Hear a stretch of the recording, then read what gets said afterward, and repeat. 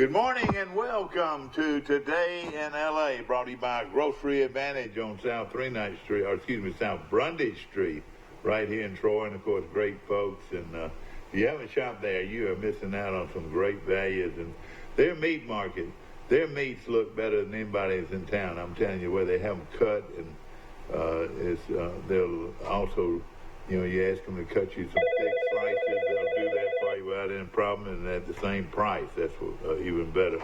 Let's go to our lines this morning. Good morning. You're on Today in L.A. That's Lower Alabama. We're going out to 12 counties in central and southeast Alabama, and we're going out to, Mike, many other counties on Facebook this morning. How you doing? Mike, what's up? How's everything going, brother? Where have you been? What's going on, big guy? I want to know where you been. Gosh. I just got out of prison. Did you really? What'd you have to go in for, man? I'm just kidding. I just want... No, seriously, where have you been? I've just been hanging out, just hanging low. Listen, we like you and we really enjoy you. And, everybody's falling out of the seat. We thought you might have been dead. Oh, no, I'm still kicking. Listen, I just want to call and talk a few minutes on some area high school football here. Well, I want to hear it, man. We're looking forward to it. Look at here. We got in the 20-mile area around Luverne, we have got some outstanding football. You got Luverne that's undefeated, and they host a well-improved 5-0 Goshen Eagles Friday night out here at the school at Luverne. Just got through with a big game last week with Brantley and gave them, so far, their only loss. You got Crenshaw Christian, who's still undefeated and ranked about number 3 in private school 1A. And you got Highland Home, whose only loss really was to Headland. And Headland's been ranked and got a good season. And it's just a fun time if you're a football fan to be living in Crenshaw County and around Goshen and that bunch. All right, now you hold on. I'm going to bring this other call on. And we don't have the problems we used to have. We got a new phone, so you just hold on a second. All right.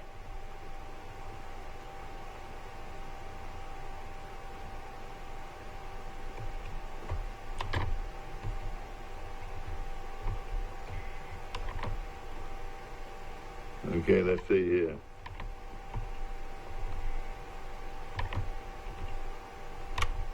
All right, got both of you on. Mike Amos calling in from the Grayton Beach. And tell us who my buddy is from Crenshaw County. What's going on, Mike? Michael? Mike, look who's on the phone with us. Hey, how's it going? All right, big man. How you doing? Man, doing fine. And of course, he's calling in from Luverne this morning, and we just hadn't heard from you in a long time, and we got excited about it. I love what you having to say, Mike. We're talking about 2A football, and Crenshaw County's got 3 of the best 2A programs in the state. So we got 3 of the best 2A programs in the state. Well, we do, and we got a big matchup this week with Coach Snyder's Goshen Eagles, and they really improved from last year. They had a little downfall last year, and they come in here undefeated and got a little running quarterback that's probably going to give us some problems. And it's just a big game. And Luverne's playing Goshen right in the middle of a big rival game with Brantley last week and Highland Home the next week. So Goshen's sitting in here and can come in here and upset or give the 2A. And can burst a bubble, wouldn't you say that? Do what, Mike? Burst a bubble. That's right.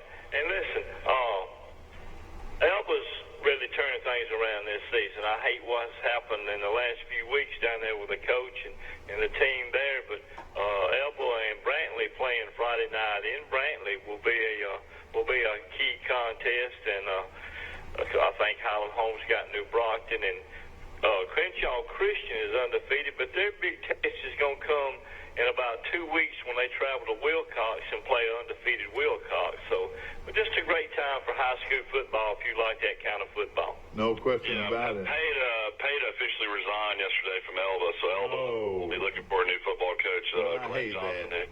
I hate that. Pate Harrison was a good friend of mine, and I just hate that that happened.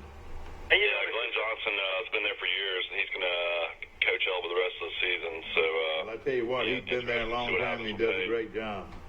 He does, and I just hate the situation that's happened at Elba. And you know, you got everything you do, not only in sports but in life in general. This day and time with the social media and everything, and everything's magnified under a microscope, and there's eyes, and people are just looking for things to put out there negative. And I really hate it for Coach. He turned that around, but you know, it's just one of those things where the emotions and of the game and what happened, it just caught him at a bad time. Okay, now you got Goshen and Luverne. I'm gonna let you tell us who you like in this game. Well, I like Luverne simply for the fact that they went to the championship game last year, and we got about 16 seniors this year on that club that come back. And our offensive front, what Luverne's been able to do this year is dominate both sides of the line of scrimmage. And if you can dominate on both sides of the line of scrimmage, you're going to win 78% of your ball games.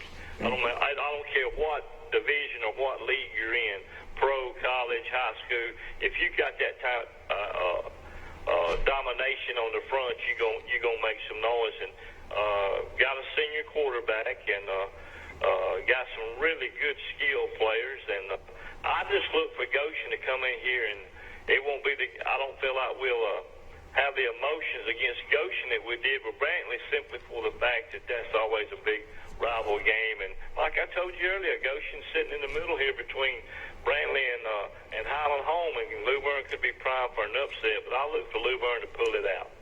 Well, I tell you, it's going to be a good one, like you said, and we're excited about it. You know, another thing about Coach Riles, he's one of the best X's and O's coaches in the whole state. I mean, he's a great offensive coach.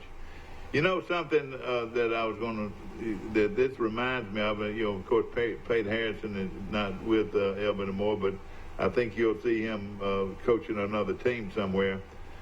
Back years ago, down the Wiregrass, there might be one coach might have coached at 4 or 5 different places in the Wiregrass. I think they're good coaches, just sort of move around. So I hope that Pate will be given another opportunity, because he is a great guy and great young coach. And you're right. Good coaches make good players, because you know you got to have a little talent to be successful. You're exactly right.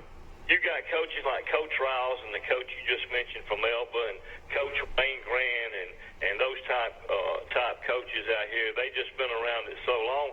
And one thing about CCA with Coach Grant, he is used to coaching and winning with small numbers. He done it in Pike County. I think he actually likes that. I think he prefers that.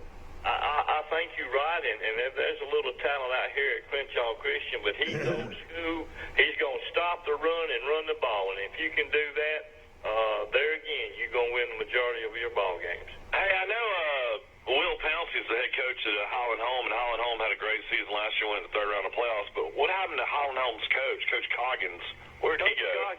Coach Coggins stepped down and went to Billingsley. He's now coaching the Billingsley. I know Billingsley well. Great program. That makes sense. You know, Coach Coggins actually lived in Clinton and coached at Highland Home, so he had a long drive every day. He did. He lived in Verbena and Verbena. Was that at one time? I want to tell you a story. At one time, Verbena won 50-something straight games. Did you know that? That's right. Billingsley is close to Dad's favorite barbecue place ever, Jim's. That's right. And you know what? You know the sad part about it too. Billingsley's only about 15 miles from you know who, Mike? Maplesville. I was surprised in last Friday night, Reeltown going in and beating Maplesville. Now Reeltown is they must be loaded. They must be loaded. They got to be, and you know, Reeltown has got a rich history of tradition football in 1A and 2A. They back when Coach O'Neill was there back in the 80s and early 90s, they won several state championships, and it really surprised me that they went into Maplesville Friday night and won a ball game. And I'm going to tell you 2 more schools that back in just even a few years ago that was not real high on the football charts. That's Abbeville and G.W. Long this year has come out. And got a good program. I think they may be undefeated or with just one loss, and they may win that area. You're exactly right, and I don't know. I still don't know if anybody can beat Pike County. Mike, do they have anybody on their schedule that can beat them? I mean, they played Providence Christian last year. I don't know if they're on their schedule. They play them this year. In fact, this week they play Providence Christian. Yeah, that should be a really good game. And where's that game played? Do y'all know? Yes, at Providence Christian. So Pike County.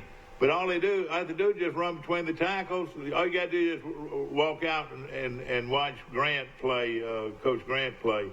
They just run right through the tackles and got these big old strong running backs and just dare you to bring them down.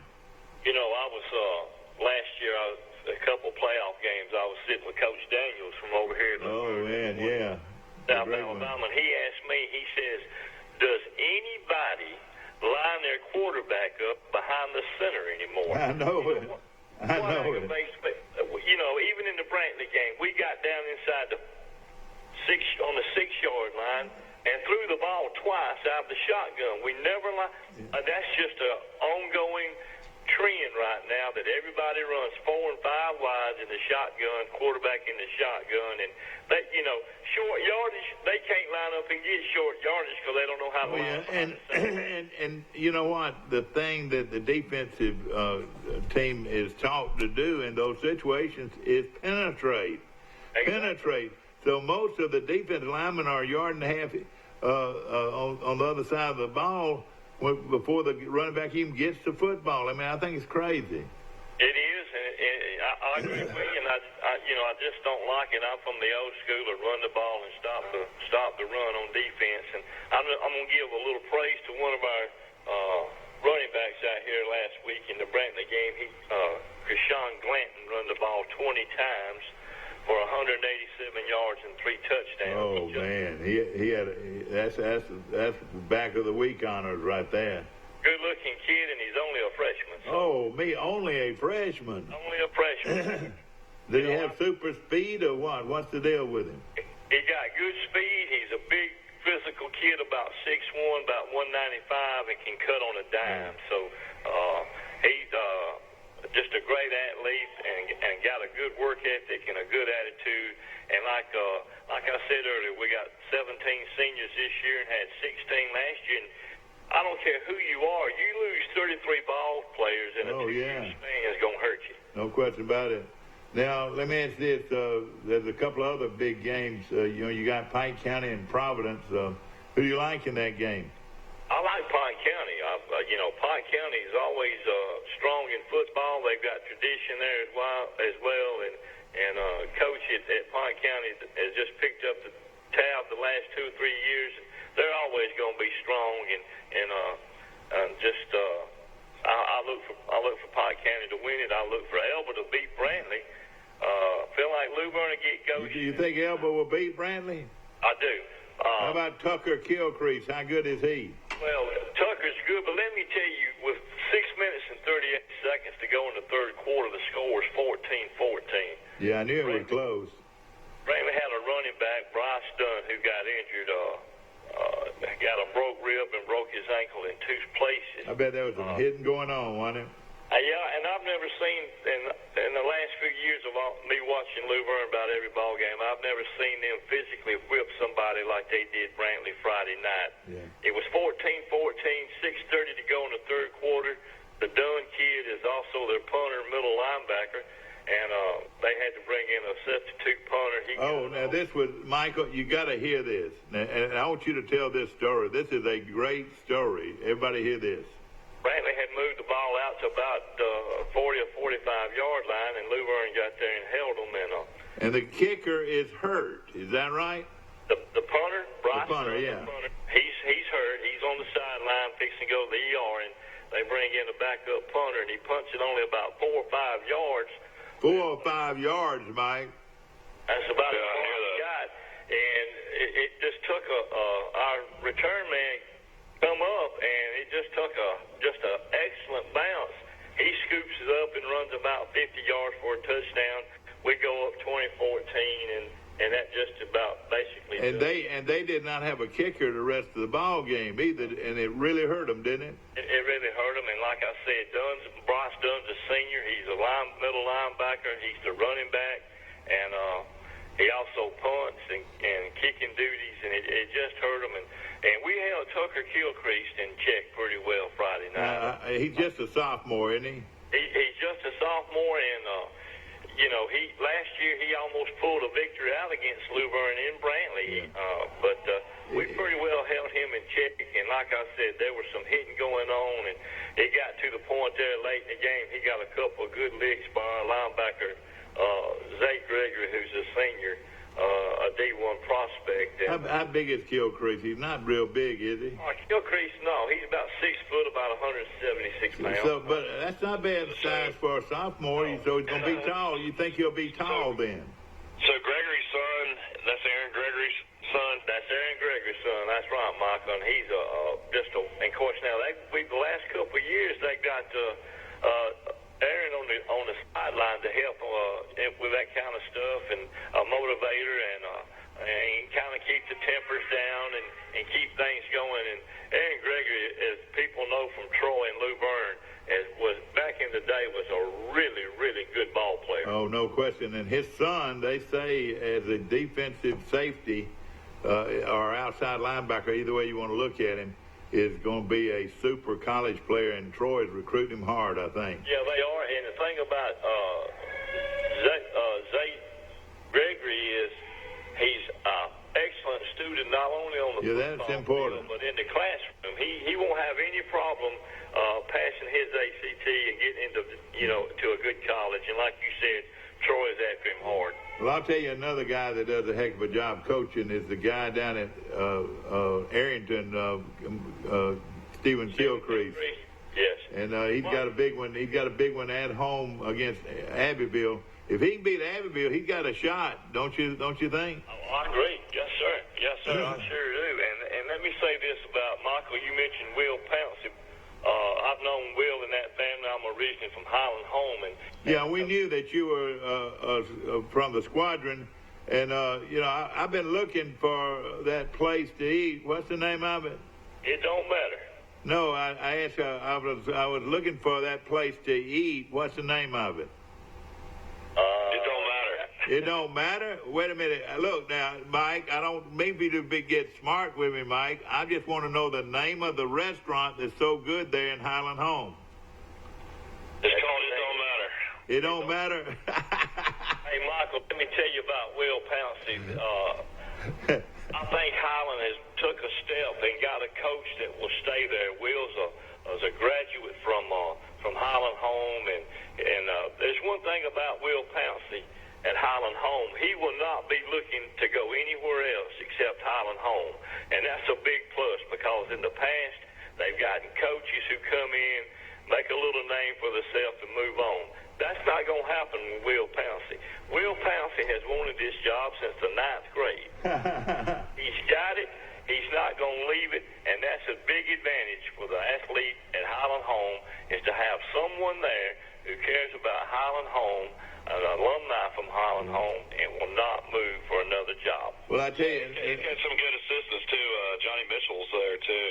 And, Johnny Mitchell and I are good friends, and you're right. They've got a good coaching staff with Coach Mitchell, and they got 3 other assistant coaches who are Highland Home graduates, and they just sitting right now in a spot that they can make some noise last year, and they can continue on for several years down the road if they play the cards right.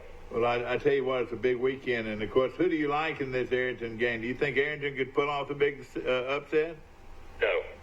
Okay, no, that was quick. Abbeville, they were too strong last year, and they were strong. As a matter of fact, several people during the winter, we talked about the playoffs and the championship game against Spot.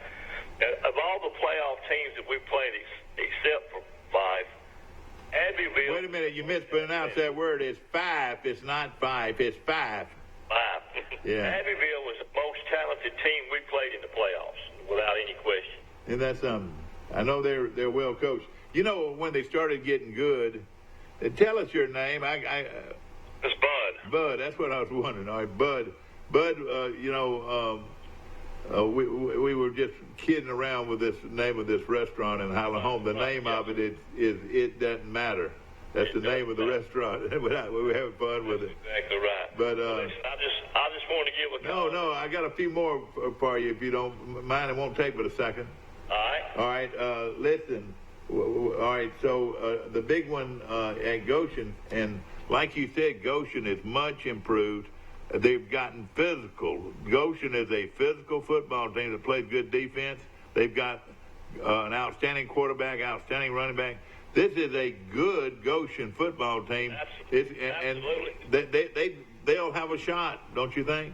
Yeah, they'll have a shot, and they went down, and what kicked off their season this year was the big win at the beginning of the year against Arrington. Arrington went all the way to the quarterfinals last year and beat Goshen. Yeah, that's right. That got him kicked off, and Coach Snyder, he's another coach. He is a good football coach. He's a sound football coach. And the thing about Coach Snyder at Goshen is he's from Goshen. He played in Goshen. Yeah. That's where he wants to live and die. He wants to live and die. Just like Coach Pouncey. That's right, like Coach Pouncey. And I know Coach Pouncey. I really think a lot of him. One thing about Coach Pouncey going to do, he's going to have them fired up every time they play, I guarantee you. He is, and I'll tell you something this Friday night, Goshen's going to come in here and be very, very athletic, and they're going to be in condition. This is going to be a good football game against a very good, polished Luverne team. Goshen Luverne. Who do you like here, Bud? I like Luverne in this ball game. You think they're too balanced on offense or what? They too balanced. The defense is strong. Like I said, we're going to dominate the line of scrimmage on both sides of the ball, or should. And it being played out here at Glen Daniel Stadium in Luverne, I just look for anytime you play at home, use anywhere from a 3 to a 6 point advantage. And especially if Coach Daniel's sitting over there watching the game, isn't it? I guarantee you he'll be there. He's directing the game, and this will only be our third game at home, but he will be there. The good Lord willing, Coach Daniels will be there. Now, Highland Home and Zion Chapel, Zion Chapel is much, much improved. And that's another thing. A lot of folks, I've talked over here to some folks, and a coaching friend of mine, Coach Bobby Owens, and I told Coach Owens that I look for the 4 teams to come out of this region will be Highland Home, Luverne, Goshen, and Zion Chapel again. I hope so. I hope that's the case. I fully believe. They went 5-5 last year, and I just think that they're going to be on a roll. Of course, they've got a little tough schedule here toward the end, but I just look for Zion Chapel to get that 4th slot in the playoffs. Now, correct me if I'm wrong. Zion Chapel and New Brockton are both in that region, aren't they? They are. Now, see, those are 2 non-pushover teams. Now, New Brockton has played well at times, and so has Sampson. Well, we went down to New Brockton and only won 33-28. That's what I'm saying. They're no slouch. No, they're not. They're big and physical, and they got a running back that's pretty stout and got some size on him. So, but I just feel like the momentum right now will be in Zion Chapel's. But have you seen the quarterback at Sampson play? Everybody tells me he's real good. I seen him play last year, and he is. He's really good. And, of course, they come up here. And I'm going to tell you another team that might give Luverne a little trouble at the end of the season is the Bobcats. Yeah. Are they in y'all's region? They're not in the region, but we got a quarterback. Oh, yeah. They've got a quarterback, but I tell you what, they got taken to the cleaners this weekend, though. Andalusia just wore them out. Well, that's to be expected, but I can remember back in the day when that Andalusia game was played at the end of the year every year, and both teams several times went in there undefeated. Of course, Andalusia, they're on a little hard time right now. They're not as dominant as they have been the last 2 years, but they've just got more athletes at Andalusia than they do at Austin. Bud, real quickly, have you kept up with Troy? Did you watch the game this past weekend? I did not. Coach Owens, he goes over every home game at Troy. Oh, yeah, and he cooks, man. He's great. Yeah. Yeah, we break some high school and college football on Sunday afternoons, and he's went over there. And, of course, this game this week will be on the SEC network starting at 3 o'clock. Yeah, the lines come down to 24, so Vegas is taking Troy right now. Well, I tell you what, they're going to run into a buzzsaw, I'm afraid. I believe so. Well, listen, you got to start playing some Bud, you call back. Let me tell you something. You call back every morning. We'd love to have you. You're an outstanding young man, and your knowledge of high school football is better than anybody's around. Yeah, give us a recap on Monday morning. I'll do that. Y'all have a nice weekend. Thank you, my friend, and you have a good one too. That's Bud from Luverne. I'm gonna hang you up on Mike, I'm afraid. Let's see here.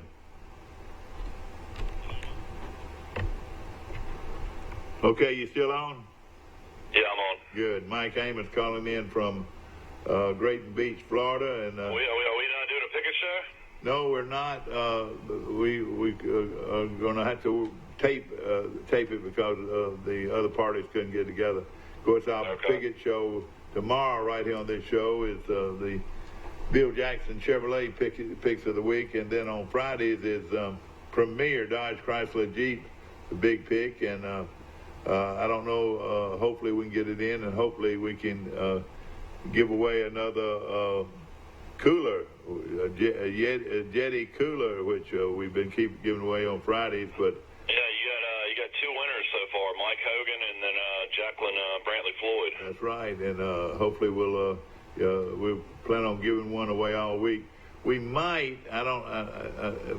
Everything's got to work right, so hopefully we'll be able to tape that show and be able to present it on I was Friday. watching the Chip Lindsey press conference yesterday. The media asked Chip Lindsey 3 questions, and that was it. I know it. I need to go to that meeting. It is unbelievable how poor these press conferences are. You can't get any information about what's going on with Troy football right now. I mean, Coach Lindsey said he was happy with the defensive performance, which is hard to believe. No way. I didn't hear him say that. I listened to it. I didn't hear him say that. He said that they did what they had to do in the second half. They got 4 stops. Yeah. And he felt like the difference was the offense couldn't put the ball in the end zone, kicked a lot of short field goals. And do you know why? Guess who was player of the week? Our punter, and he got a kick block. And he got a punt blocked. Yeah, and let me tell you this, Coach. I've done a little coaching in my day, and I've been around it a long time. Why in the world do you send a guy in motion on a punt, unless you're trying to draw him off sides or whatever? But they sent their guy in motion, and when Troy snapped the ball, there was nobody there to block him, and he went right on in and blocked the punt. Yeah. But what he did, they sent him in motion, and nobody picked him up. Also, Arkansas faked a punt against Troy in that game on a big 4th down as well, so that helped him a lot. That might have been the biggest play in the game, because Troy was fixing to get great field position, and you're exactly right, and he was wide open. Hey, anybody wasn't that great of a throw. Everybody in the world ought to be ready for a halfback pass or a punter passing the ball on a fake punt or a fake place kick. You know how the old Miles at LSU used to just flip it over his head, when the kicker was fixing to kick it. You should always think of that, because it worked for them, and it really turned the whole game around. My biggest issue with Troy is it's not like one guy's beating them on defense. That's 2 games with Southern Miss and Arkansas State that they've had at least 3 different receivers go for over 100 yards. You just don't ever see that. Well, and let me tell you another thing that happened. And ladies and gentlemen, I reckon I am being a Monday morning quarterback club. Listen, I love this program. I love our coach, and I am tickled pink that he's our coach. But there was a question at the end, Mike, on this 10-second rule, and Troy is trying to get some feedback. The Troy football. You'll never know if the lineman went down on purpose or if he was really hurt. A lot of times you see guys fall down just to stop the clock. Yeah, exactly, but you can tell this guy was hurt, or he put on a award-winning act. Hold on a second. Let's pick up this. Good morning. You're on Today in L.A. How you doing? Mike, it's Max. How you doing? Max Howell calling in from Fulton, Mississippi. And Max, let me put you on hold here a second. We'll bring you in a second. Okay, here we go. We're going to go here to here to here, and here to here to here. Well, let's do it again. Here to here to here. All right, Max, both of y'all on? I'm on, yeah. Yeah, you got me. Yeah. Max, we were talking as you came on the air about this referee's call right there at the end, Mike. They on the 10-second rule, and Max. Yeah, Troy had no timeout. So basically, when the player got injured with 10 seconds or less, there's a 10-second runoff at the end of the game. So the game was officially over with Troy at the 7-yard line of Arkansas State. And and would have gotten another play in. They had an injured player that really you could tell was legitimately hurt. The official could have walked over there and could tell maybe whether the guy was faking or not. I know they do that in the pros. I just didn't know they did in college, Max. Yeah, I know. You go back and look, though, and I read their response, that their association sent back. And they said that they thought the call was right, but it should not. And it was kind of, I think, puzzling to me. If the call was right, why did they have to give another explanation for it? Yeah, that's right. I mean, think about that.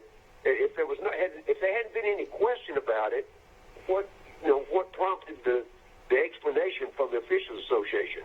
So I don't know. It was certainly controversial. Well, and then they went back to the camera. Went back to the video to see if there was still a second left. and that guy could have started the clock anytime he wanted to. Well, everybody told me it was really on the home clock, the guy at Troy, because they said it was like 13 seconds.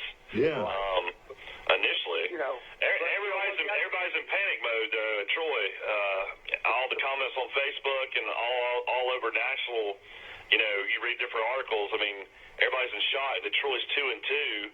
Neil Brown's at West Virginia is 3-1, and after Troy loses to Missouri, they go to 2-3. Wait a minute, Mike. They hadn't lost to Missouri yet. A lot of people wonder, Max, do they even get to a bowl game now? Do they finish 4-3 and get to 6-6? See, I don't know. The schedule certainly after the loss this past weekend, I really thought, in my mind, I counted that as a win in one game. Now I think you have to be, pretty conscious in your observation. And I didn't see the game. I don't know how they played. I didn't, they offensively they went for over 500 yards and they scored 42 points. Wait a minute, what was it? Let's just say they had 5 guys lead the team in tackles, and they were all defensive backs. Is that a bad sign? That's a bad sign. Yeah.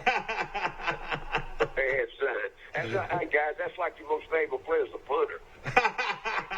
You got a problem. Yeah. Well, let me just tell you this. Let me tell you how the game started, Max. It started with a long pass from the 3-yard line. The 3-yard line. He threw it as far as he could throw it, and the receiver, who is a great receiver, Max, if you're talking in your scouting buddies, he's as good as I've seen, this big, tall receiver.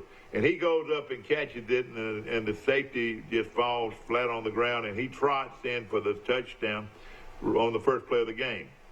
Okay. Wow. Then on the second, Troy gets the ball, and on the first play from scrimmage, Troy fumbles the ball. They pick it up and run for a touchdown. So the first 3 plays of the game, they're up 14 points. Gee. So they gave them 2 touchdowns off the bat. Then they gave up a safety, which was big.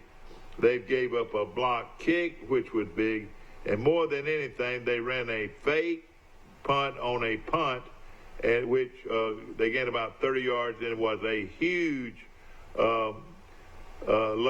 difference in field position, which would have been a real positive for Troy. Troy came all the way back and tied it at the half, 31-31, and actually took the lead in the third quarter, 34-31. Yeah, and I felt good. I felt very good about things then, but they kept making mistakes. I mean, how do you do this as a head coach? I mean, Chip Lindsey has been a coordinator his whole career. He's never been a head coach, but in high school ball.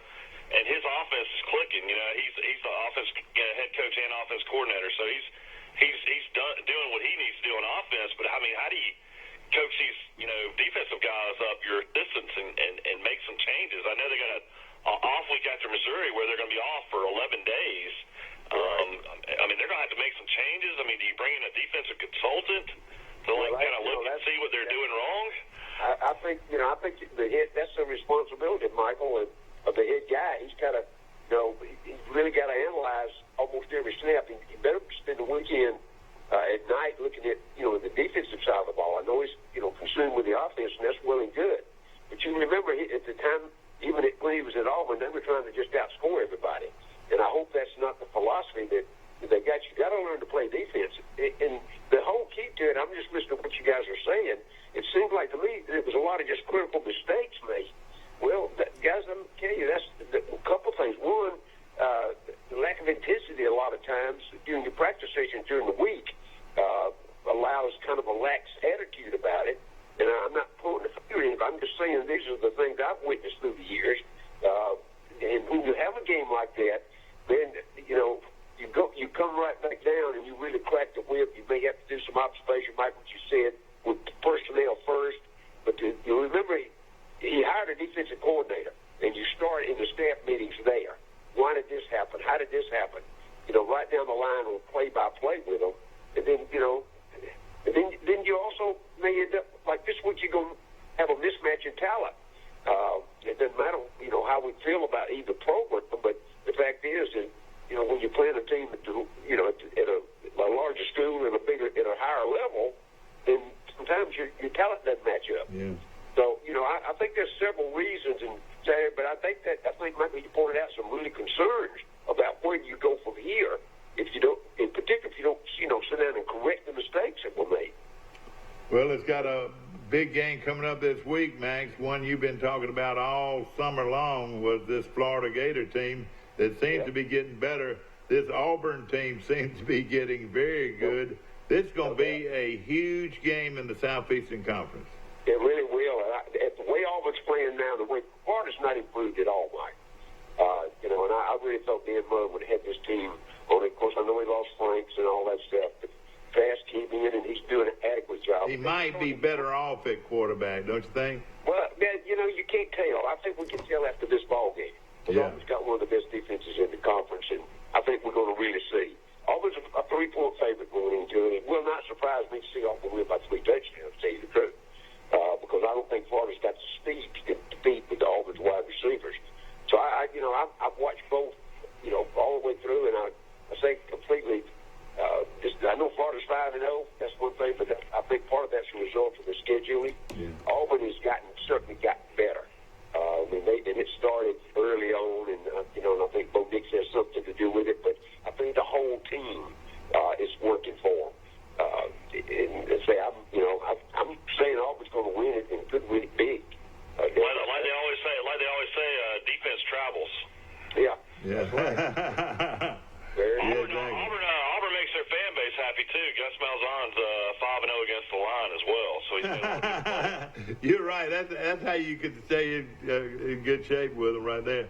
I want to touch base on a couple of things. Of course, comparing Auburn with the rest of the college football's best teams. Of course, the number one team's Alabama, then Clemson, Georgia, Notre Dame, Ohio State, LSU, and then Auburn, which those are all good football teams, but Auburn's ranked number 7.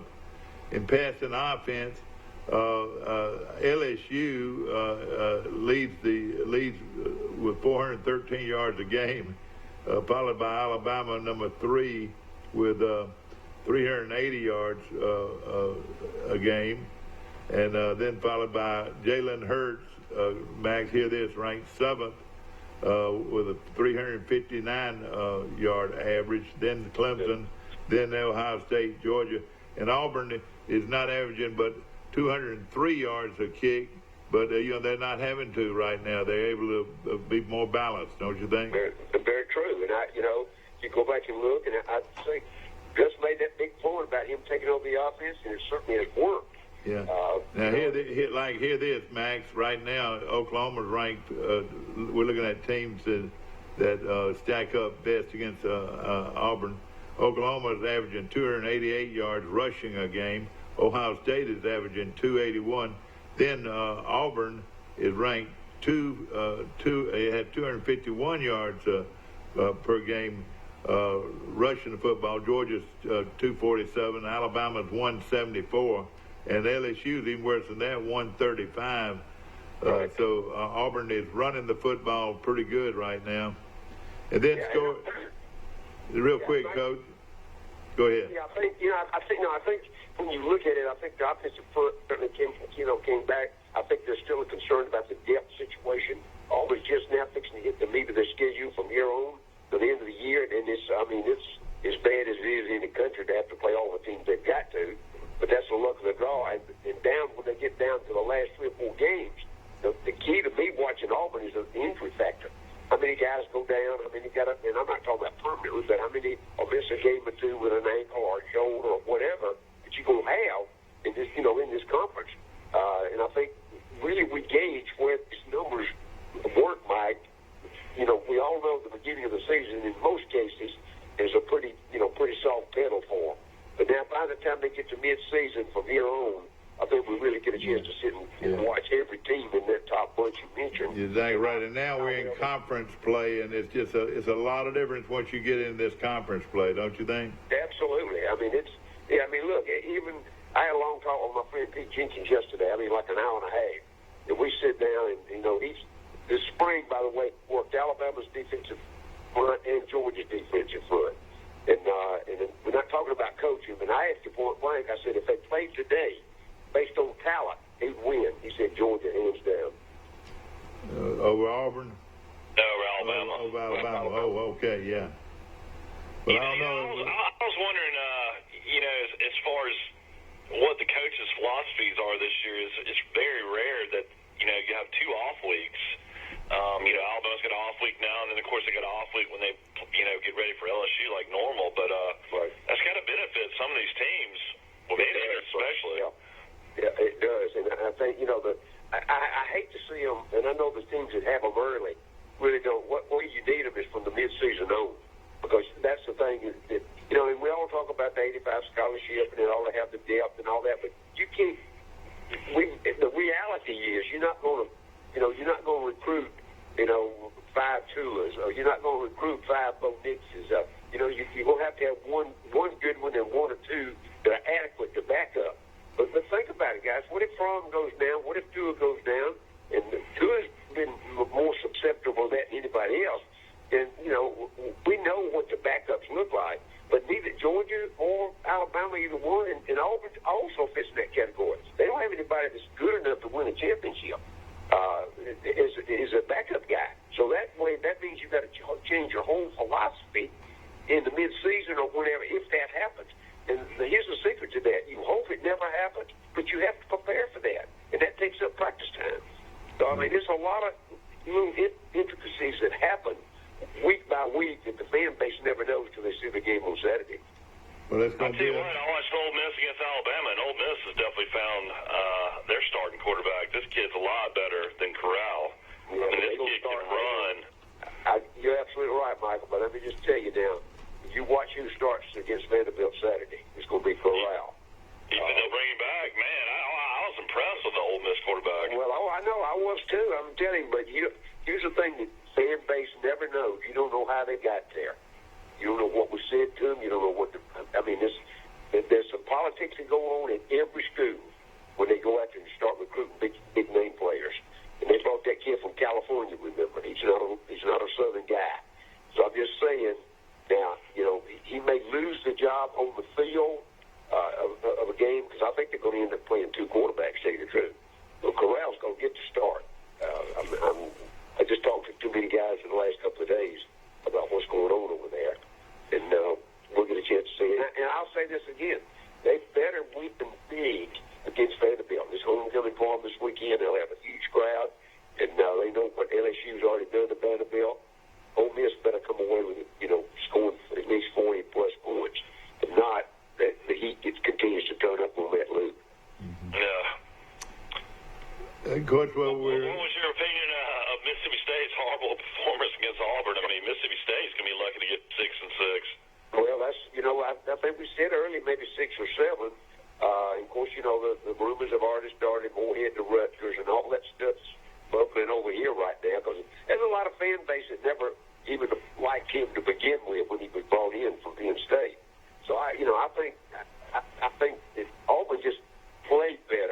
better football team, Michael, first of all. But you're absolutely right. I mean, if State can get 6 or 7, if they get bowl eligible, I will say this, if they get to 6 or 7, regardless of how they play, most coaches will get a chance to stay another year, and I think he will too. So the fan base, to answer your question, not happy at all. Not just the fact they lost, but the way they lost. Of course, big game at Missouri this week. Troy travels in. That game can be seen on the SEC network. And I was looking, Mike. It's about the worst time you can ever watch a game. It's right in the middle of Auburn, Florida. Yeah. Well, and another thing too, Troy really hopes to get their 2 safeties back. If they do, they feel a lot stronger about their defense. They were playing without Melvin Tice and Kyle Nixon. Both of them were starters. Mike, let me ask you on that first play when they threw it out of the, basically out of the end zone the whole way. What defense? Were they playing zone coverage and just the big kid just went up over the defensive back? Or no, they're playing man to man. Yeah, and he went up and got it, and the other guy fell right down by his feet, and he just jogged in. That guy, that receiver. He threw it to the 50-yard line. The guy just jumped over the defensive back's head and ran in for a touchdown. That guy is a great receiver for them. Yeah, his name's Omar Bayless, and he is. The problem I have with that, Max, you got Lane Hatcher, transfer out of Alabama. He was the Gatorade Player of the Year out of Arkansas, so he came to Alabama as a 3-star because they thought Hurts was going to transfer. So he was under Alabama's system for 1 year under Dan Enos. He transfers to Arkansas State. Arkansas State's starter throws for over 1,000 yards to start the season, gets injured against Southern Illinois. This is this kid's first start ever, and he throws for 4 touchdowns and 450 yards. What can do more for your confidence, Max, on the first play you get a play like that? See, that's I don't know. I don't. You don't have a tape on him, see, so you can't really tell, how he's going to react or how he has reacted. You don't have anything on him, and it's almost it's like a rifle shoot. Just play some defense back there behind him.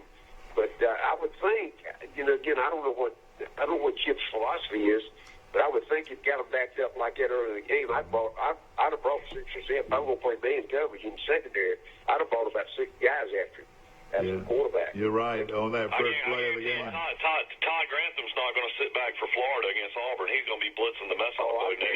You're absolutely right. I'm probably because that's going to be the case. And they'll try to fill every gap so Winslow can't break one like he did, in that first play the other day against Mississippi State. Yeah. I guess what I'm saying is they'll have a game plan set up to where they can perform that game plan or not. You don't know. Auburn might just be better than they are or playing better right now. But don't you look for Florida's very best game of the year in this situation? Yeah. Well, they still got Florida State. They got Georgia, over there in the East. This will be a huge game for them. Yeah. By far the biggest of the year. And I think what we'll do is see how intense Mullen is and see if those kids react to that. Because they're going to know.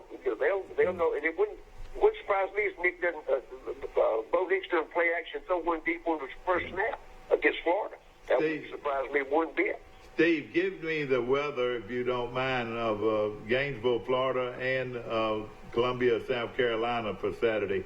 Somebody told me that they expect. I hope you don't go to Columbia, South Carolina. You'll be a little bit farther away from Columbia, Missouri. Columbia, Missouri, my problem.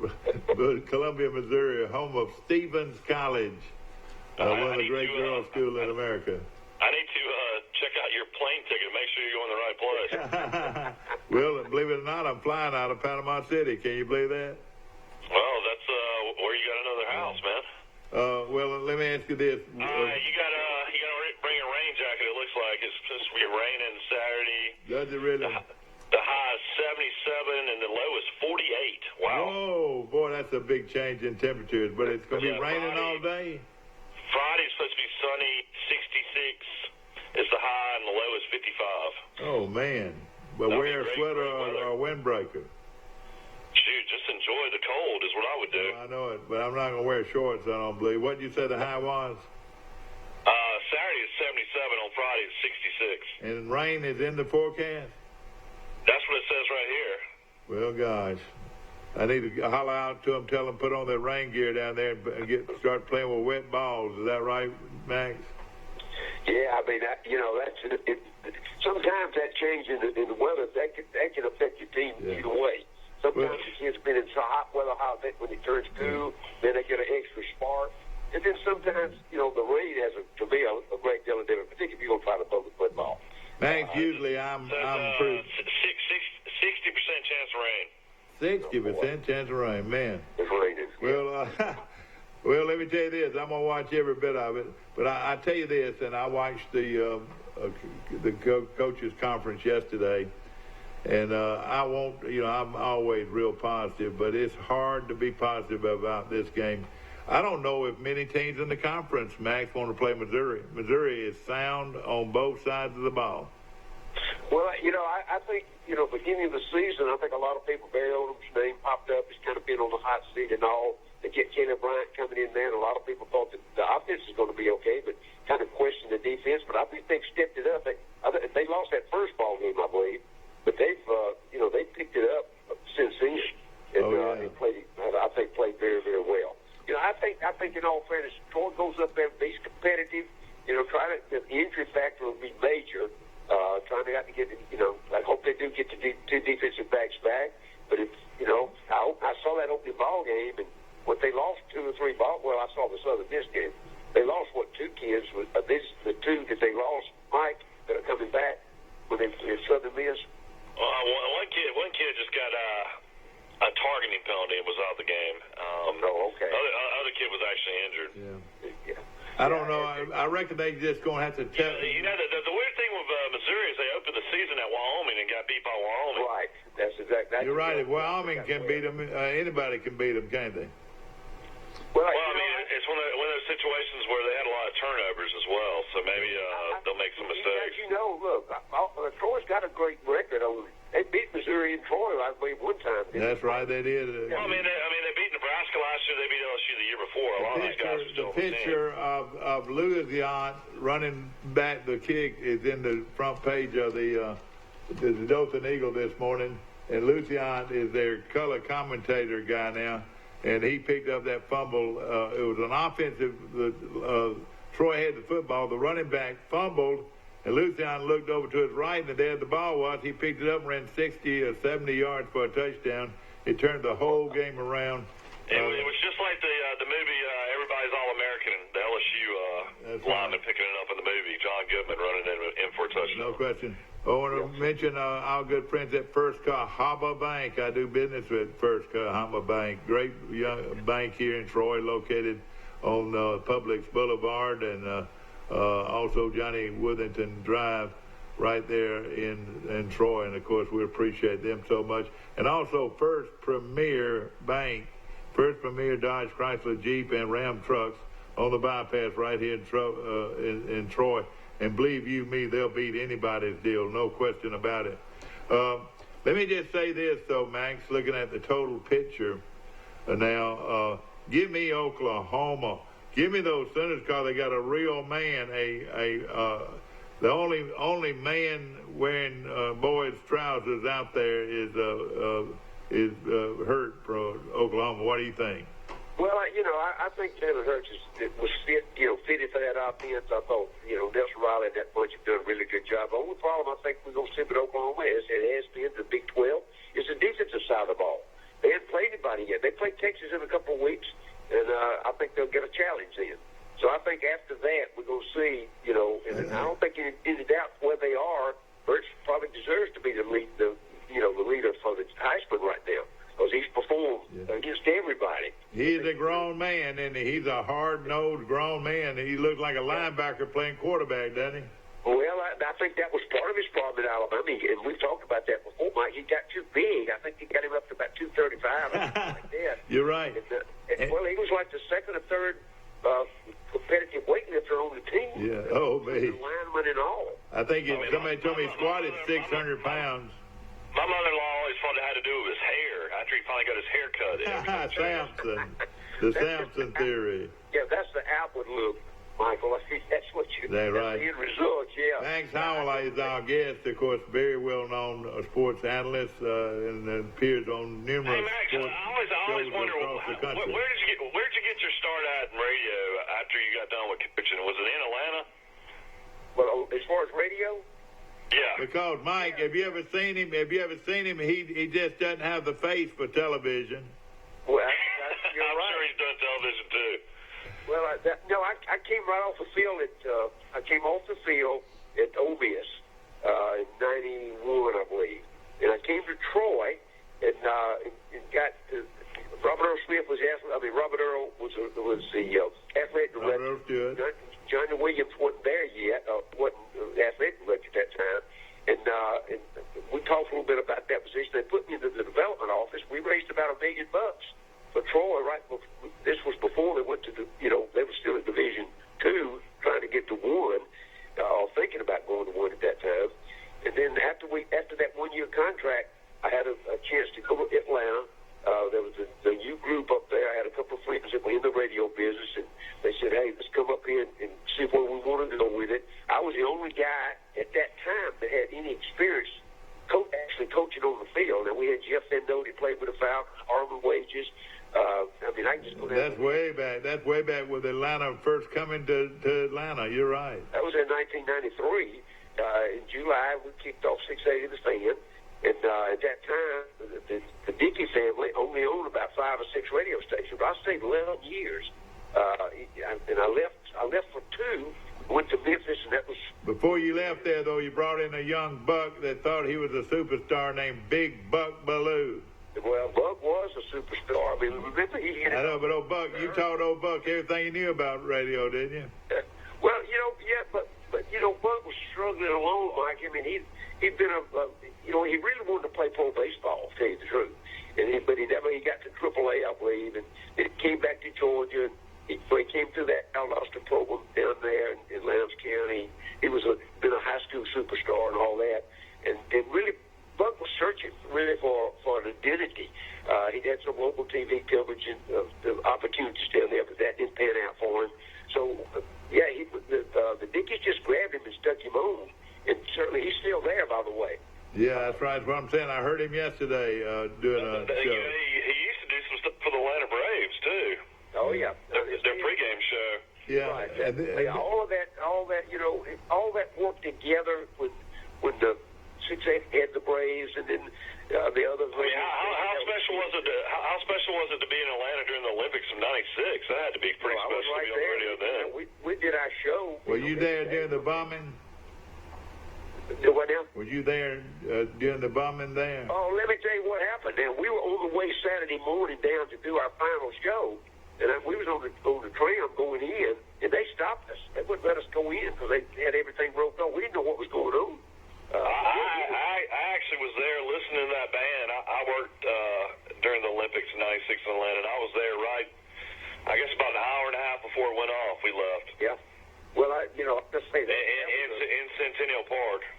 Right. That was such a people had never seen a crowd. We think Atlanta's busy. Guys, well, Michael, if you were there, you know that was you couldn't even get in and off the subways, the trains, or anything. It was, we had to get on the Martyr station to go anywhere. Right. Yeah, I mean it was unbelievable. The activity, but it was a great experience. In all fairness, I certainly enjoyed in watching the rise. And I was going to say that Dickey became Cumulus Radio, and then when I actually left. Thinking of selling to 2004 somewhere to Houston. They had over 500 radio stations in that network. Well, and when it was time to hang it up for the day, you had cocktails over the Omni. The Omni, and everybody in show business was going to the Omni back then, including Ted Turner. And I've heard that Ted Turner used to come in and sit in with y'all sometime. Listen, our first radio. I mean, he's a regular guy. He was a regular guy back then. Our radio station was in the Omni, and right there on the first floor, looking out through the glass front. And remember, WWE was created by Turner, and it was upstairs, and all the wrestlers would come by there every morning. Oh, yeah. To come in and see it. But he was a regular. I mean, Turner really, they said, was a regular guy, wasn't he? Oh yeah, he was just a good old boy and all that. So you met the next boy, Ric Flair? What did I say again? I said you met the nature boy, Ric Flair? Oh yeah, man. And come in there and sit down. Well, we had a bunch of. I can't tell you all the people I had a chance to interview. Ric Flair. Hey, Ric Flair might go down as the most popular athlete of all time, Mike. Yeah. He's won the world championship 16 times, man. He has.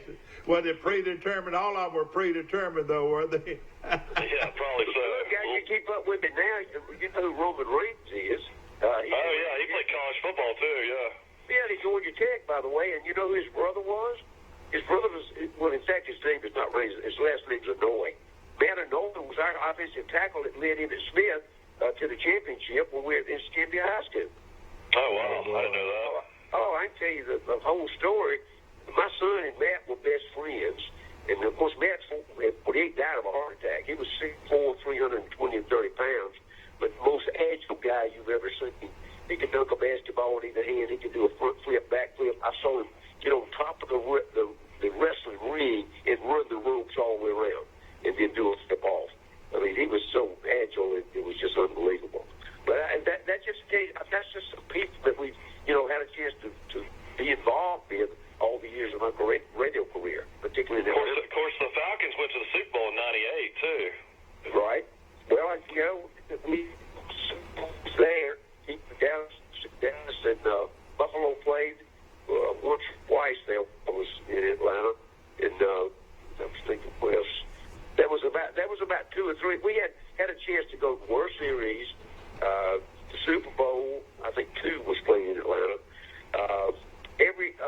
Now the only team that didn't make it was the Hawks, and the Hawks were struggling to the point where we used to make jokes about it. The only time the Hawks got any kind of attention at all was when Michael Jordan came to town. We had always advertised Michael Jordan coming to town. It was less for them to after playing from 2,000 people as opposed to 15 to 20,000. They probably should have been playing. Max, we're going to take a break right now. We'll be back with more of Today in L.A. right after this. You went over there and you saw Jordan play Dominique Wilkins, didn't you? Oh, yeah. Yeah. Wilkins was a coach there. Dominique Wilkins was the greatest Hawk ever, I guess. Yeah. Jordan. Max, how long were you in Atlanta? I was there 11 years. You were a celebrity. You were an actual celebrity. I'll be honest with you, Max. You were hard to get into to the phone. I mean, I used to try to call you. Well, you would answer. I said, Max, this is Mike Amos. You remember me? I played at Charlton's and watched you play college ball. Hey, you remember? He said, Mike who? Mike who? Hey, you were a celebrity. You were hard. And then every night, y'all went to the bars and y'all either drank them all up or beat them all up. I'm going to tell you that experience. Back to our show, ladies and gentlemen. We're having a big time with Max Hall this morning. And sure enough, Mike, he was a celebrity when he was in Atlanta. There's no question about it. Here's the thing you have to realize in numbers, guys, that how big that big. We were the only sports station in Atlanta. It was about 4, they had the counter down there at Grady Hospital, the population increased, and it was around 4 million then. Oh, yeah. We were the only sports station. Arbitron ratings showed every time we turned the power on and one of our guys sit down when we started in the morning or afternoon, there was at least 400,000 people listening. Yeah. Let me ask you what kind of... A lot of those guys broke off and went to TV. They went to that CSS, College Sports Southeast, which was a really good show for many years. Yeah, they did. They utilized. And their news was so much better. That CNN news was so much better then than it is now. Yeah. Well, I have to say the whole media, picture's changed. But those early years in Atlanta, I mean, there were some things that it's hard to explain how it happened. But if you look back, it was the numbers. It was being in Atlanta, a major metropolitan. We were a top 10 market in the country. I mean, I could just go on and on and on. For example, when we started, guys, you got to remember this. We started in July of '93 with no sports, no competition. We took that from zero in July. We took that from zero income to $6 million in 1 year. How good a friend were you with Hunker Down Dogs? Hunker Down Dogs. Well, listen, he was there. He did the afternoon drive. Oh, he did? Oh, yeah. I mean, You're talking about Larry Munson. Larry Munson. Of course, out of all, I would say he'd go down as maybe the most popular play-by-play announcer in history. Would you say? But see, and all that was happening with, he was a WSB radio employee, and I think that at that time he was making about $1,000 a game.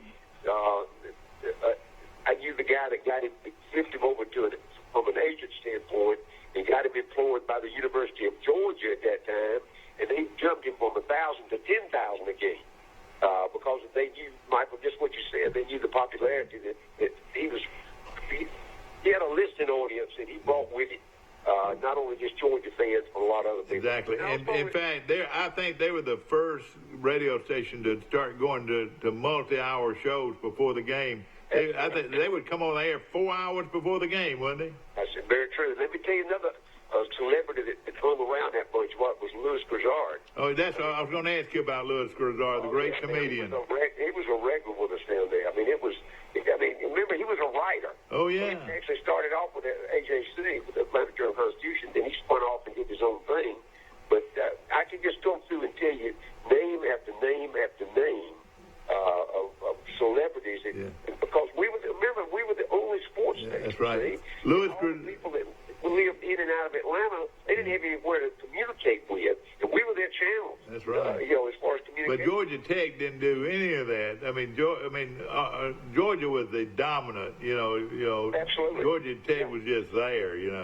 Well, Georgia Tech that was an inner city school. Their fan base was, their student body was over half foreign students, and I just don't want to tell you that even though that we had some really financial interests there. I did a lot of shows from down there, pre-game shows, and we'd alternate Buck and him. Buck always stayed at Georgia, but I'd join Buck some weekends at Georgia, and then somebody else would join him. And a couple weekends later, if Tech was playing somebody that was notable, then we'd send a crew down to do a radio show. Was Curry the coach when Tech won the national championship, or was that guy that went on to coach in the pros? No, it was Bobby Dodd. No, Bobby Dodd didn't win a national. He might have done one earlier, but back in this time. No, not Bobby Dodd, but Bobby. What was his name? Bobby. He coached in the pros. Bobby. But now, which one won the national championship? They had a co-national championship. Georgia Tech won with Colorado. And that was a lucky. That Georgia team was not that very good a team at all. They were lucky. Didn't they get lucky to win that? Well, you go back and remember. I'm trying to think now that you have to help me on the name right now. I'll find his name. But this guy went on and coached in the pros for years. He won him regular college coaching. Bobby, he coached in the Carolinas too at one time, I think. Bobby Ross. Bobby Ross. All right. Well, remember when he was supposed to go to Notre Dame? If you remember, and he had a description. No, that was the other one. Now that was a different one. That was George O'Leary. That was O'Leary. O'Leary. Okay. You remember that? And O'Leary had his. Bobby Ross won it. They were 11-0-1. Yeah. Right. Bobby Ross was there. O'Leary might have made the worst mistake in college football history, ladies and gentlemen. He lied on his resume. And it was just a small lie. It was a small lie that somebody picked up and said, "Oh, he didn't do that." And when they showed it to him, they automatically fired him. Yeah, it was about his master's degree. Yeah, it was. Small school in Massachusetts, somewhere up there. Yeah. They said O'Leary wasn't a good enough Irish name. But let me tell you this. So just think, if he had been Notre Dame's coach, so he would have been a household word. Yeah, well, he ended up in Central Florida. Yeah. I think it's credit for building that program. Yeah, he did, and he did build that program. You're exactly right. Yeah. So, he had good teams at Georgia Tech. Yeah, he did. He was a pretty good football coach now, I tell you. They honored Chan Gailey in the '84 championship team against Southern Miss, and Gailey didn't have near the teams at Georgia Tech that O'Leary had. Were you at Georgia Tech when Gailey was there? I mean, were you in Atlanta? No, I wasn't. I left Atlanta in I guess 03. Yeah. 04. Yeah, I was wondering. What were the callers like in Atlanta, Georgia? The people calling into the show compared to Birmingham, Alabama. Was Birmingham crazier than Atlanta, or is Atlanta? Now remember, Mike, that Atlanta's a transit city. Yeah, what I'm saying, they got guys from New York and Chicago and all Los Angeles. They got a different audience. And a lot of those guys would if they call, all they do, they want to know about anything we knew about their team. And they want to talk about, half of them want to talk about ice hockey. You remember that? Oh yeah. I mean, ice hockey is huge up there, and they were upset that y'all didn't know any more about ice hockey than you should have. Well, I say we had to end up, we ended up having to coach our call screeners to be sure that nobody got in on air. we didn't mind taking the calls off there, but on air, we were trying to, be sure that the fans that listened from this part of the country got all the information we could give them. How did y'all monitor that? That tickles me. How was y'all able to monitor? Could you tell who was drunk and who wasn't, or who was obnoxious and who wasn't? Well, we could tell. We had guys. I can tell you. Still, we had one guy that was on the air with us when they hit a telephone pole and got killed. Oh no! Oh my goodness! Oh gosh! Yeah, I can just go. We had, but you got to remember, in a city that size. You were the only thing they had out there with the traffic. You're the only thing they had to look forward to, and that's where it is. It's 10 times worse now. Yeah, I mean, I can't explain how the things were different than it is now. See, there's like a half a dozen sports stations in Atlanta now. But then it was when you're the only guy, you draw it, or the only station, and you draw it for people all over the country. We had 12 lines, by the way, coming into that station, and when we sit down, all 12 would light up. So we had two call screeners, and they basically had to screen the calls to our topics, not theirs. Well, yeah, exactly. And the thing about it, how could you do your job? Because after you got off work, you could go to Studebaker's, you could go to Harrison's, you could go to Johnny's Hideaway, you could go to the Domino Club every afternoon and not pay for a thing. I mean, y'all were treated like y'all were celebrities, Max. I know you hated to leave that environment. Well, it was, and the money was, I can't even tell you about the money. It's the worst time in the world to be married and have children, wasn't it? Let me just tell you this. From 2000 to 2004, there was not an on-air guy on the radio station that made less than $100,000 a year. That was a bunch of money back then. No, it was huge. I mean, it was absolutely. Yeah. The best thing then too is Atlanta was probably only about 3 or 4 million. Now they're about 6 or 7 million, aren't they? Exactly right. Yeah. Well, see, the thing about it, they didn't have the highway system that they worked on those highways for years and years, and they didn't have near the system they got now. Yeah, I mean, it was just a different world out there in those days as opposed to now. I went back to the 25th anniversary last November. And, of course, the whole setup is different right now, and they got a lot of young guys, and, a lot of them have a lot of experience, and they're good audio guys, but when it comes down to really analyze the game... See, they're still in need of a good talk show. They still don't have a great talk show there. But I tell you why, Mike, it's gone to such an automation thing, and it's gone to such a financial situation.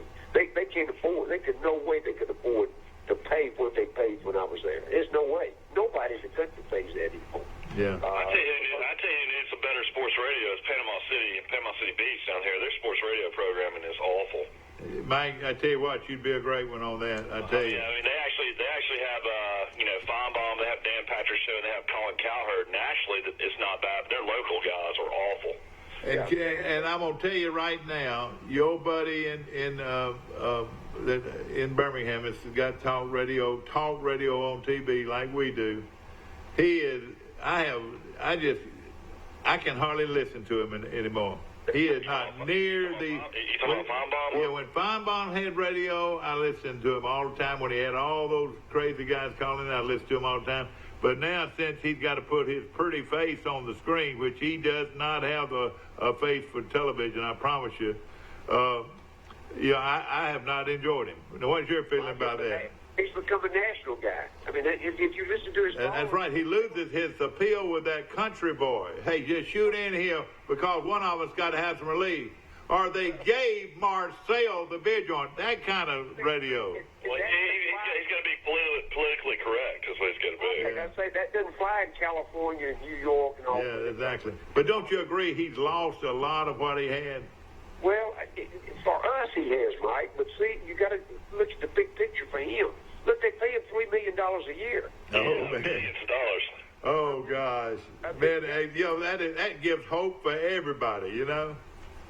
It's just, it's a change in the environment, a change in the culture.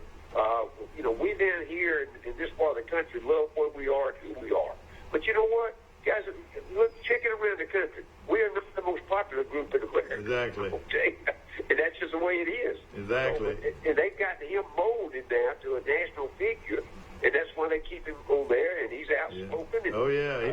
He's on, Mike, he's on, he's on for 3 hours. Mike, he's on this new FM station in Troy for 3 hours every day. I don't even listen to him. They send him to New York 2 days a week. He's live in New York. Of course, his hub now is Charlotte, I think. Isn't it Charlotte, North Carolina, somewhere like that? That's right. That's where All right, Max, I want to go down this list. Just for this is from last week, but I wanted to touch on it. Mike, did Memphis beat Navy real bad? Wasn't that a misprint at one time? They beat them 35-23. Oh, so they did score 23 on them. Memphis still rolls along. Memphis is undefeated. Your guy at Duke is a heck of a football coach, Max. yeah. Well, He can coach football to keep winning. He does that, but you remember too, they also have to get the players there, and that's a challenge for them. But just remember, Steve Spurrier did a great job there as well. That's right. He can coach quarterbacks, I guarantee you, no question. Well, he's got Daniel Jones is 2-0 for the Giants. Yeah. Now let me say something else that people just do not even mention in the talk of a national championship. Penn State killed Maryland. Penn State, nobody's talking about them, Max. That's true. Of course. I mean, don't you think they got a good team? Well, I look up. You got Ohio State, you got Wisconsin in that same league. See, so And I'm gonna tell you this: that you fit to fall out of your chair. Michigan is gonna get better. When they play Ohio State, they'll be a good football team. Well, I think what you got is in many cases with the voters is that they don't really just allow this year. They don't look at just this year. They kind of look at the history. And I mean, you go back and look. Ohio State's going to demand. And if Michigan was just a little bit better, they would be, right there at the top with them as well. Because everybody in the country won't see Ohio State and Michigan play, and Harbaugh hadn't beat him yet, hadn't beat Ohio State yet. Yeah. See, and then you got the underlying current. What's Urban going to do? I mean, there's a lot of other stories out there. And remember, the Penn State situation still, with some people, has a negative connotation, Mike, to all the crap that went on with him in Turner's career. Mike, is Arizona State worth even thinking about? They beat Cal, I know, but they're 4-1. What do you think? I mean, they got a good young quarterback, a freshman that can run and throw, and they got a good running back. I mean, Herm Edwards is, I guess, late 60s, doing a pretty good job there. Yeah. I was more interested in asking Max how shocked he was that Mac Brown, of course, almost beats Clemson, but then he decides to go for 2 instead of going into overtime. What was your opinion on that? Well, I think he knew that he probably, Clemson never plays 11 games, Mike, or 12 balls. They don't ever play consistently any time. They lost 2 years ago. The Syracuse always gives them a good ball game. I think Mac rolled the dice on that. I think Clemson was going to beat them anyway in overtime because they had more talent, more depth. But I thought Max did a good job. I'll be honest with you. I thought it was just kind of a farce that he took the job. And then they jumped out and win that first ball game against South Carolina. And then, they played extremely well, I thought. Max, don't you think Texas A&M is overrated? Overrated. Oh yeah, they looked awful against Arkansas. Yeah. And then of course Oklahoma, TCU. I don't know if they're going to be able to. I don't know how for real they are, but of course Oklahoma, and we're just touching back down on some of these guys. The shocker of all shockers is SMU's 5-0. Yeah, that is huge. That's former Louisiana Tech coach, isn't it? Sonny Dykes, yeah. Yeah. And he, I tell you what, though, one that really surprised me is not that they won the game, but how bad Ohio State goes into to Nebraska and beats them by 60. You know. Yeah. Well, Scott Frost still. I mean, he's still rebuilding. They let Nebraska go, way down, Mike, as far as recruiting was concerned. He had a great run in Central Florida. We all know about his history. But the fact is, he's a pretty good football coach. He hasn't got any talent yet. Yeah. It's going to take him 2 or 3 years, to build a program to compete at that level. Where these other programs just maintain solid recruiting, and they got enough money to bring in good coaches and pay them a good salary. And that's what you see. That again, I think a big surprise at Ohio State is really how good Justin Fields is doing. Yeah, oh yeah, really is. See, he didn't play hardly at all at Georgia, did he? I mean, he didn't. Never. No, it was mop-up duty. Yeah. I know. I mean, they didn't give him mop-up duty much, did they? And a lot of times they didn't let him throw the ball. Yeah. Well, right. I mean, I tell you a line. Even though West Virginia's had a week to get ready for Texas. West Virginia line's like 11. I bet you Texas will go in there and win by 4 touchdowns. Yeah, I think so too. One other thing, though, one other team, Max, and I think you have talked about this before. Washington is getting better. You get your feelings hurt. Max, you know this better than anybody. You get your feelings hurt, you go back to work, and that's what Washington has done. They're a pretty good football team right now. People say they're about the most physical, other than the top 5 out there. Well, Princeton has done a really good job with them, Mike, and I tell you, they are like 11-12 more favorite over Stanford, I think, coming this weekend. And I think they win. I mean, I really do. They played, I still think, though, that Pac-12 is behind because of the style of play. Washington's kind of a little exception. You pointed that out. But, you got Oregon, you got the guys in Washington State, you got Leach out there. They're going to throw it 50 times a ball game. You got to still have a balance. If they don't play much defense, physical defense out there, and that's why I think they get beat when they come to other conferences, particularly come to the SEC. And I tell you another team, and again, you're going to laugh your head off. I think Notre Dame is getting better.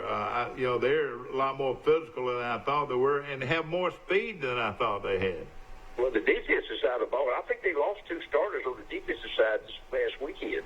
I think you're going to see probably a drop-off after that. I still say they're 10-2, and if they lose 1, which they already have, they lose 2 ball games, I don't think there's any way they get in the playoffs. A couple other undefeated teams, Baylor and Minnesota. Minnesota's got a pretty good football team. Well, but look at the conference they play. Yeah. That's I think that's where you have to, in particular, as about mid-October on, when the bowl selection committee starts out with their polls, everybody's going to pay attention to that. Yeah. I mean, Georgia Southern's won 1 game, and they took Minnesota to overtime at Minnesota. Right. Other games down the stretch, on who might be getting better. Oklahoma State's going to be a little bit better. They're not that bad. Florida State, I've been proud of them the last couple of weeks. I don't think they're going to win a bunch of games, but I think they're going to be better. What do you think?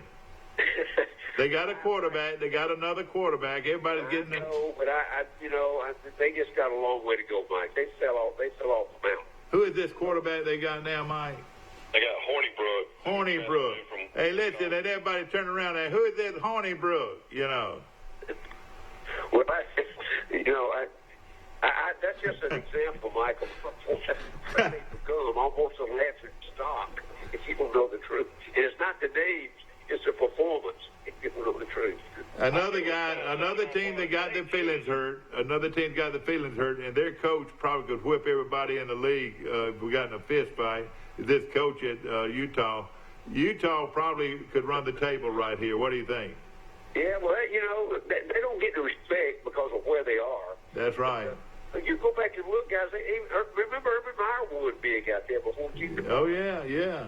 So I mean, they go back a long way in having good. You look at the environment that those kids come into and where they recruit them from, and they're very selective in their recruiting process. But they don't get any respect. Yeah. They really don't. When it comes to national.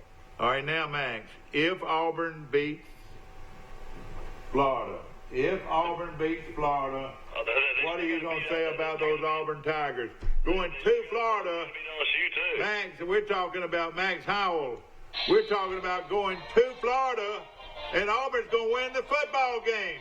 Auburn is going to win the football game this Saturday afternoon. And it should be a good one as Auburn and Florida go head-to-head. 2:30 kickoff from Florida Field, Max, Gainesville, Florida. Who do you like? Who do you like? All right, Max, who do you like? I didn't hear all of that, Mike. Well, I wanted you to hear that old Auburn Tiger fight song. Oh, yeah, all right. I'm saying Auburn will win that ball game. I'm being upfront. I think they want more than cover. I think the line's at 3. But I think they way more cover than that. And the reason I base that on Auburn's got much better and they're playing better than I thought they were, first. And second is Florida had improved a bit since the Miami game, in my opinion, even with a change of quarterback or whatever. So I just think they will roll right there. They go in there, but Auburn's got some problems down the road, guys. We know. Let's look who they play. They play Alabama, Georgia, LSU. At LSU. At LSU too. See, so I mean, they still got 3. And Alabama, yeah. Right. Yeah. So, but I tell you, Auburn fans should be excited. If he gets through, this unbelievable schedule, it'll be the greatest coaching job ever. Yeah, I believe that. I think, Michael, I think it already is, if you don't know the truth. All right, the guy just stuck his head in and said, you forgot about Oregon, and I ought to at least looked at it, because Oregon, they got their feelings hurt early, and these guys get the feelings hurt, they go back and start looking at their program, and people start talking about firing them, they start going to work again. What do you think? Well, I think right now, you look at it, the whole thing, to me, the whole season is going to depend on going to LSU and playing Georgia and Alabama. I think that's going to be the whole season. And if he ends up losing those, that's 9-3.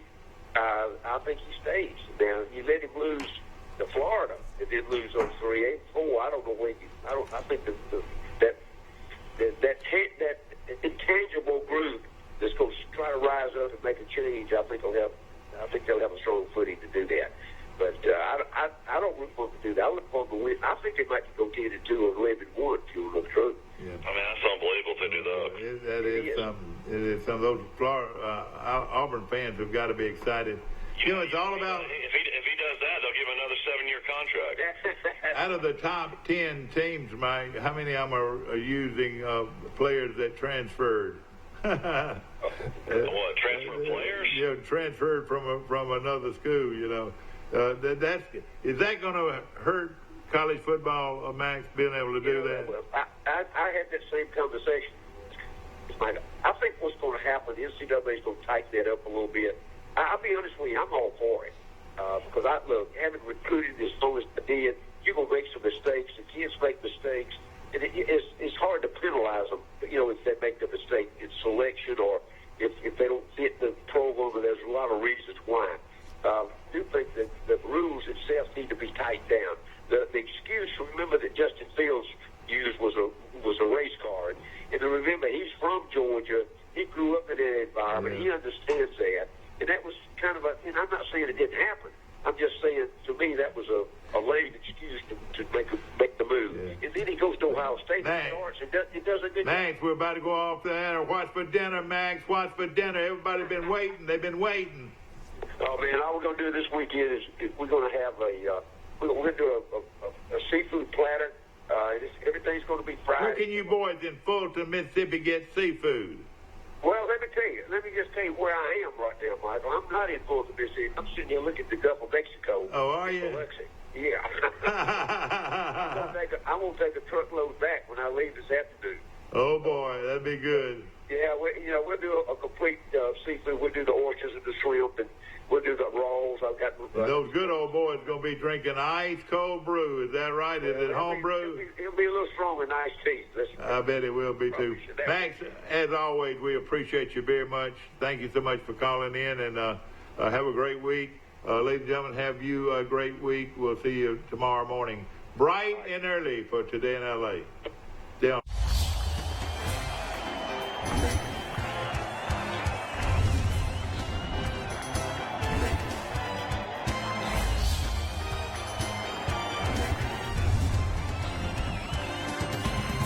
Locally, Premier Chrysler